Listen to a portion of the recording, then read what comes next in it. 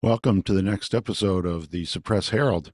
It is Sunday, the 4th of February, 2024. I had a little break over the holidays and got busy with my real job. So I'm really compelled to get back at it. And here we are in 2024, and we've got a campaign heating up, and we've got the Suppress Herald and beyond gearing up and ramping up like never before. And I'm going to do a short episode today and put it up. And what we're talking about is just 2 days worth of editorials in the local Suppress Herald here in Maine. I would like to remind listeners that, 6 months ago, virtually all of the main newspapers were sold to the Maine Trust for Local News, which is a subsidiary, call it, of the National Trust for Local News. And I want to remind everybody that the National Trust for Local News is funded primarily by the Open Society Foundations. That's Alex Soros now, took over for George Soros there. Keep in mind that Alex Soros has been to the White House something like 20 or 30 times. And Alex Soros funded all of the district attorneys, states attorneys general, and all that are pursuing Trump. So he basically funded their election and put him in place, and now they're doing his bidding. And then you've got Pierre Omidyar, who's eBay billionaire and activist on the left. And then you've got the Bill Gates Foundation. So you have three billionaires that are buying up local newspapers across the country, and they're making pursuits in Colorado and in Georgia, and I think they've also bought papers in Minneapolis or Minnesota. So they're on a pursuit to basically close up their propaganda machine to make sure there's no leaks like local news. Wouldn't want any real news to get out. So they're about completely controlling the news, and we've got some really interesting stuff here. Just in 2 days of reading the local papers, the Suppress Herald's opinion page, it's really pretty priceless. We had on Saturday, yesterday, the letter to the editor. And keep in mind, the all these letters to the editor are managed, controlled by the editorial page director, who is a extreme liberal person. I've had interactions with her before, and she was amazed that I kept track. And I'll remind our listening public that are tuning into these podcasts that for almost 2 years now, it'll be 2 years later in this month, February, I've been tracking the editorial page at the Suppress Herald. 6 days a week, they put out the paper, and I go to the editorial page and I'd grade it. And I say, okay, this is the liberal side, this is the conservative side, and then there's the neutral side, which is just general, gracious letters thanking somebody for somebody doing something, or neutral subjects. And it's 5-1 liberal versus conservative. In other words, it's 5 letters pro abortion to 1 letter for abortion restrictions. It's 5-1 for take the guns, anti Second Amendment, shutting down, taking people's guns, to Second Amendment proponents, 5-1. And that's over an entire 2 year period. It hasn't changed a bit. It's basically 1 or 2 letters on the conservative side a week to 5 times that, 10 to 20 letters that are all on the liberal side. So here we are, the opinion section in the Suppress Herald on February 3rd, Saturday, yesterday. And here's one of the letters. Grateful for varied opinions, Saturday. Trees, oceanside housing, Donald Trump, the Constitution, local health care, downtown architecture. What do these things have in common? They shared space on the Portland Press Herald January 27th opinion page, and that made me proud of local people like James Flint, Justin Hill, David Simpson, Aaron Hoffman, Barbara D., and Jake Hawkins. I feel a little more hopeful about our endangered everything And as the daughter of a newspaper editor, I especially honor the importance of shared, thoughtful opinions in trying times. Karen Sanford from South Portland. I call it the People's Republic of South Portland. And grateful for varied opinions. And the newspaper editorial director put that in there. Yeah, they allow a conservative opinion in there once in a while. The rest of this page, okay, the next, okay, there are 5 letters printed here. And it's really, this is just priceless to look at that and say, oh, varied opinions, my ass. Hypocrisy on display at Senate hearing. And in that, they're talking about the Senate hearing on big tech and failure to protect children. And it breaks into, it was a gross hypocrisy of the U.S. senators when it comes to gun violence, the leading cause of death of children and teens in the United States. So this is a gun grab letter. Then the next one is we need a ban on assault weapons. And the next one is effective gun safety law starts with a phone call. So 3 out of 5 gun grabbers. And that's because up in the legislature, after we had a mass shooting in Maine that made national headlines, gross incompetence by the U.S. military that's gone woke and doesn't do their job. This person that killed a lot of people in Maine and injured many more had mental health problems. The Army, when he was on deployment with the reserves, actually put him into a hospital, a mental hospital for 2 weeks, and then just let him loose and sent him home. They made a phone call to the local police who went out and knocked on his door, and when he didn't answer it, they left.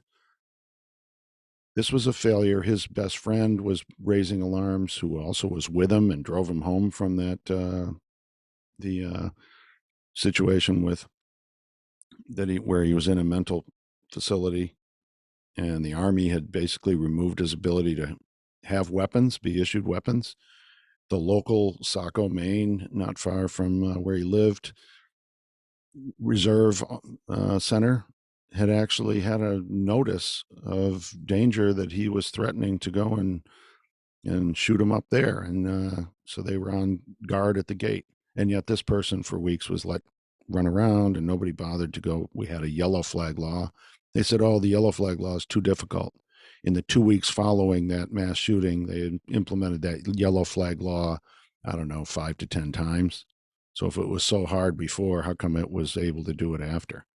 This is a gross failure with existing laws, existing procedures. Our woke military really led to this mass shooting and allowing that to happen with somebody that was clearly suffering from mental illness. So here we have all the gun grabbers because we got to pass some new laws.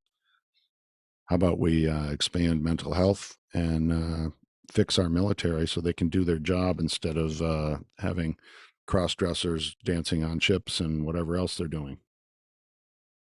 So that I find just priceless. Grateful for varied opinions. Right. So then we'll move on to Sunday's paper. And this is even more priceless. A letter from the publisher. This is the publisher of the Suppress Herald, Lisa DeSisto, and it's celebrating a remarkable 6 months at the Maine Trust for Local News. And new ownership and new business model have given us a fresh outlook on our future. And it's so uplifting that, this is all happening and that the paper is in good hands and we've saved it. And the National Trust for Local News is actively extending this model beyond Maine with initiatives in Colorado and Georgia. Yeah. I just explained what this is all about. Trust for local news. It's anybody that's got their eyes open, it's a mistrust of local news. And now they're buying them up and putting it into the hands of these handful of billionaires that are trying to run our lives, more like ruin our lives. And there you go. I mean, this is just 2 days of editorial, and you can see this stuff. And it's incredible, and the rest of the opinion page. I really want to delve into some other things, but I'll just give you a little bit of a taste of what's in the Sunday opinion. Shame on Netanyahu. Okay. So pro Palestinian terrorists and murderers. Drug foes should consider history of prohibition. In other words, we need to just remove drug laws like they did in Oregon, and now they're regretting it and putting it back in because it's a disaster. Human nature is human nature, and these people are idiots. But we got that one. Decriminalize drugs. This is one that's going around, and this is a big deal. And I'll share a little bit more on this. Voters should make plan to choose Nikki Haley. See, we have an open primary in Maine, just like they do in New Hampshire, and any Maine registered voter can vote in the Republican primary. Those who are registered as an unenrolled voter can vote in either Democrat or Republican primary. I changed my party affiliation to unenrolled. I plan to vote for Nikki Haley in the Republican primary.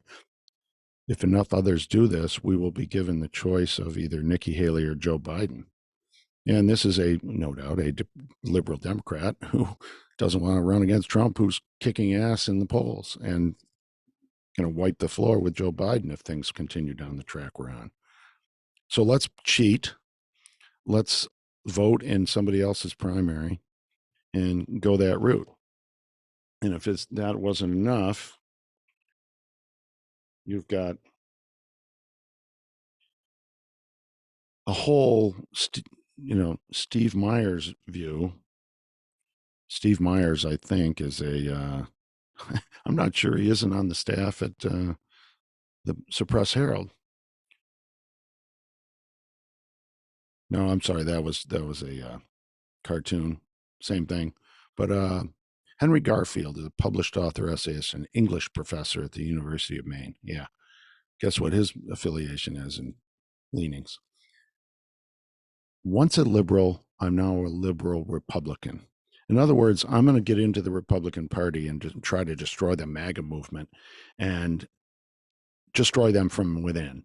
And it goes through a whole treatise of how, he's a total lib, wants universal health care, which would mean, no health care. Everybody, the whole healthcare system finished what they started with the government takeover of our healthcare system.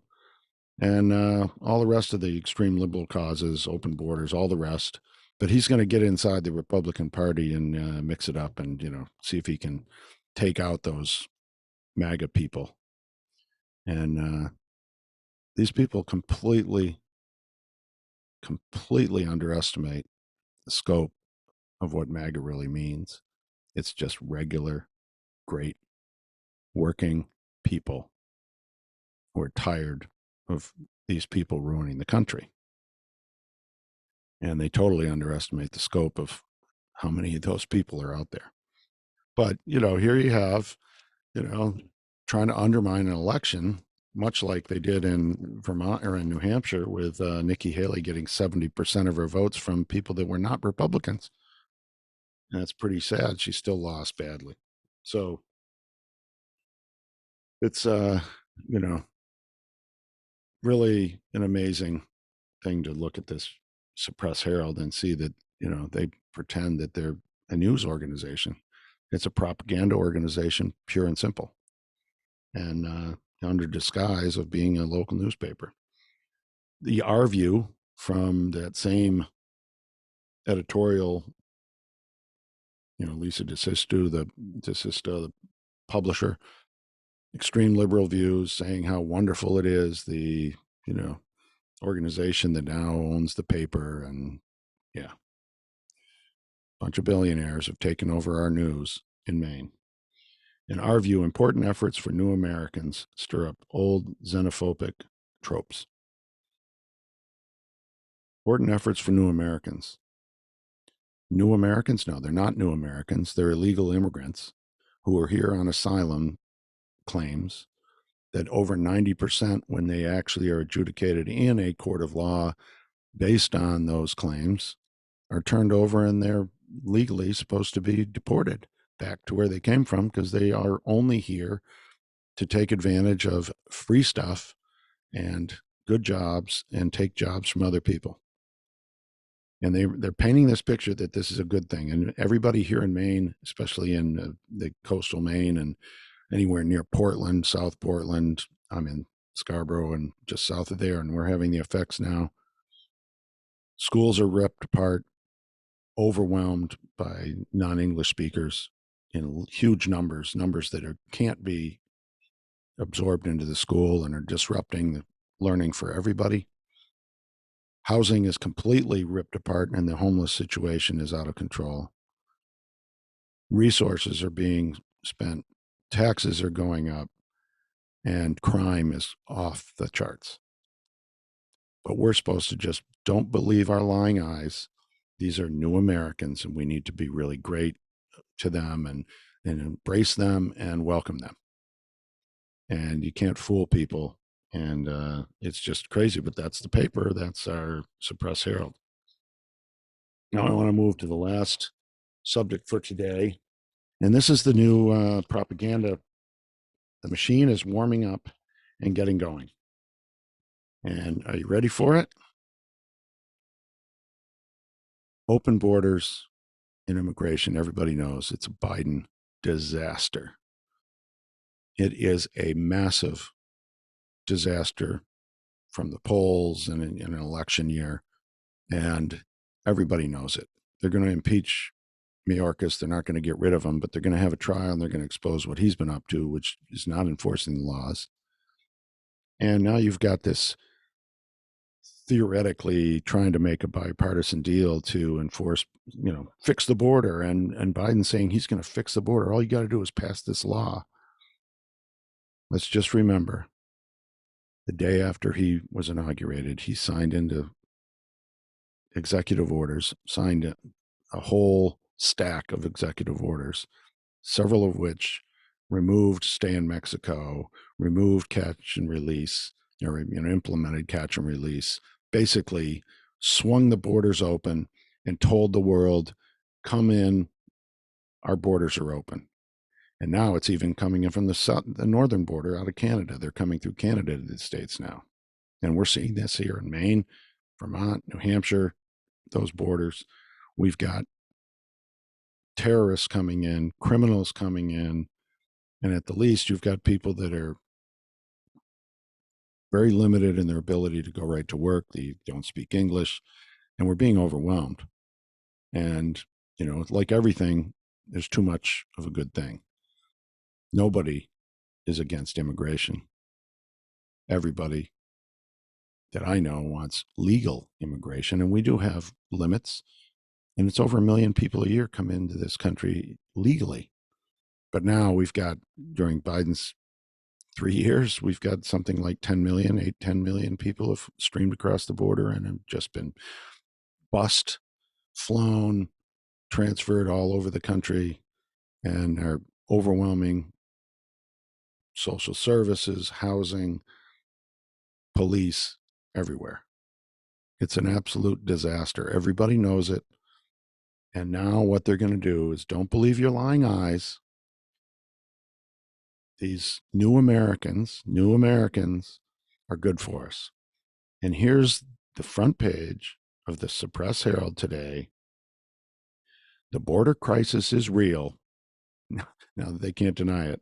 Why does Trump block solutions? This is not your run-of-the-mill plot line from Madam Secretary of the West Wing. This is insanely stupid. I haven't even read this. I don't need to.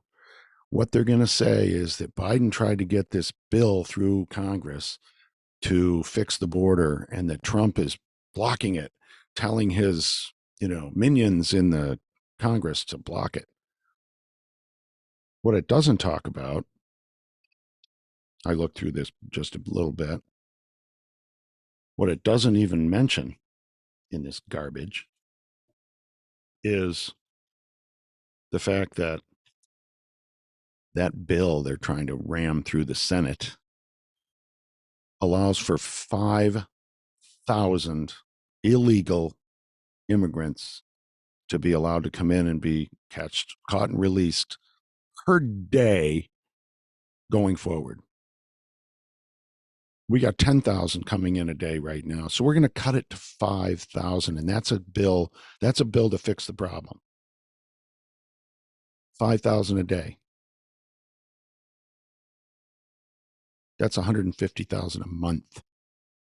That's 1.8 million people a year on top of everything that's already happened. That is not immigration control. Not to mention they're giving COVID relief money has been given to illegal immigrants, health care across all of this is all garbage. That bill is a Trojan horse to get Biden across the finish line because immigration is the number one problem in this country and everybody knows it. Liberal cities are crying for help and saying stop. New York, Chicago, San Francisco, Los Angeles, completely inundated, completely underwater, budget's gone to hell. Police, New York City this week, a band of illegal immigrants assaulted two police officers, hurt them, tried to, look from the video, looks like they were trying to kill them. Turns out they're long criminal records already. They haven't been here but a couple months and they've got criminal records. And somehow they got put on, they took them in, charged them with assault on police officers, very serious crimes, released them without bail. Apparently they got, you know, Catholic Charities or one of these non-government organizations that are flying and busing the illegals all over the country. And quite honestly, I think that the people that are leading those organizations should be prosecuted and put in jail for a very long time for trafficking people. It's trafficking. And a lot of the kids, especially young girls, are being trafficked and they're helping. They think they're not. They think they're helping those people. They're not at all. It's horrific what's going on. And yet, this is the new plan. And if you go inside this same Sunday paper today, there's two cartoons. In immigration bill. And so I think we found a new breach in our border security, and it's an outline of Trump with his hair and so forth. Unmistakable that it's Trump blew a hole through the wall. They're going to try and blame Trump for the immigration problem. This is beyond anything. This is a reach for the propaganda machine. We're going to find out just how good and how complete the propaganda machine has taken over information and the message, and how much mind control they have over the masses. Because this is horrific what they're trying to do, blaming Trump, and here it is, a whole front page, and there it is. Trump is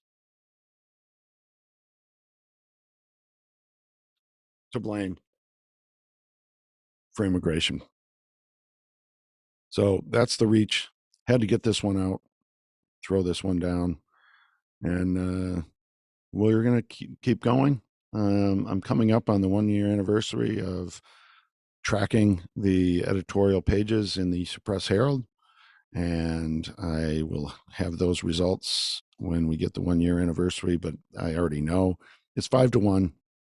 Liberal causes, pro take the guns, anti-assault weapons, pro-abortion, and then all the other causes, all liberal, and 5-1 on the editorial pages. And of course, the editorial actually reporting, as they call it, all leans to left causes. And the biggest one, and the reason I call it the Suppress Herald, is that they don't tell you all the things that are happening that are contrary to their storyline, to this whole narrative that they're creating of the wonder of liberalism in America. And of course, everybody looking around Don't believe your lying eyes, they say, but you look around and your eyes tell you liberalism is ruining America. So, with that, politics is local, and so is propaganda. Thanks for listening.